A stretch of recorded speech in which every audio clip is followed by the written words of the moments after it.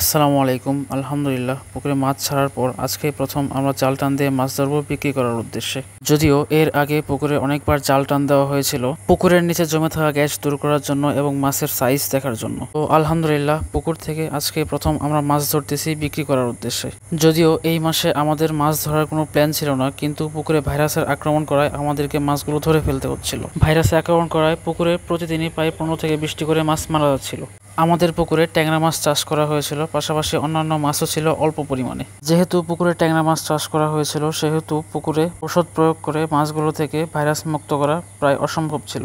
সেহেতু আমরা পুকুরে কোনো প্রকার মেডিসিন প্রয়োগ করি নাই। আলহামদুলিল্লাহ, আজকে যেহেতু পবিত্র জুমাবার, সেহেতু আমাদেরকে সকাল সকাল মাছগুলো ধরে ফেলতে হবে। পুকুরে মাছ ধরার জন্য আমরা যে জালটা ব্যবহার করেছিলাম সেটাকে আমাদের আঞ্চলিক ভাষায় বের জাল বলে। জালটা আমরা ভাড়া করে নিয়ে এসেছিলাম, আর আমাদের প্রতিবেশী চাচারা যারা ছিলেন তারাই মূলত মাছ ধরার কাজগুলো করছিলেন।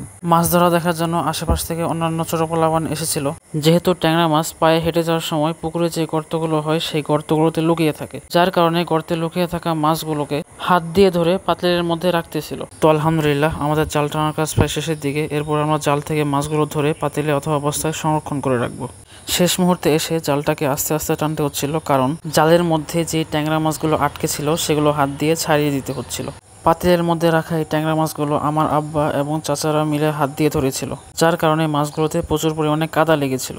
তো অল্প অল্প করে মাছগুলোকে ধুয়ে আমরা অন্য পাতিলে পরিষ্কার করে রাখতেছিলাম, যাতে করে দেখতে সুন্দর দেখায়। তো আলহামদুলিল্লাহ, মাছগুলোকে জালে আটকানোর কাজ শেষ। এখন শুধু পাতিলে করে অথবা বস্তাবন্দি করে বাড়িতে নেওয়ার পালা। যেহেতু মাছগুলোকে জালে আটকানোর পর প্রচুর লাভালাভি করতেছিল, সেহেতু 5 মিনিট বিরতি দিয়ে আমরা মাছগুলোকে ধরার কাজ শুরু করব ইনশাআল্লাহ। আমি আগেই আপনাদেরকে বলেছিলাম পুকুরের ট্যাংরা মাছের সাথে অন্যান্য মাছও ছিল। অন্যান্য মাছগুলোর মধ্যে যে মাছগুলো খাওয়ার উপযুক্ত হয় নাই, সেই মাছগুলোকে ধরে নিয়ে আমাদের যে অন্য পুকুরটা আছে সেই পুকুরে ছেড়ে দেবো ইনশাআল্লাহ। তো আলহামদুলিল্লাহ, মাছ ধরার কাজ শুরু হয়েছে। যেই মাছগুলোকে ধরে বস্তায় রাখা হচ্ছিল সেই মাছগুলোকেই মূলত আমি আর আমার আব্বা মিলে ধরাধরি করে নিয়ে যাচ্ছিলাম অন্য পুকুরে ছাড়ার জন্য।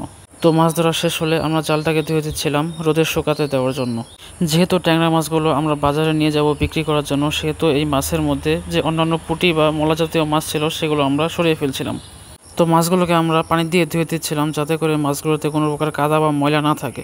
আলহামদুলিল্লাহ, এলাকার অনেকেই আমাদের কাছ থেকে তাদের পছন্দ অনুযায়ী মাছগুলো কিনে নিচ্ছিল। তো আমাদের জন্য সকলে দোয়া করবেন। আসসালামু আলাইকুম ওয়া রাহমাতুল্লাহ।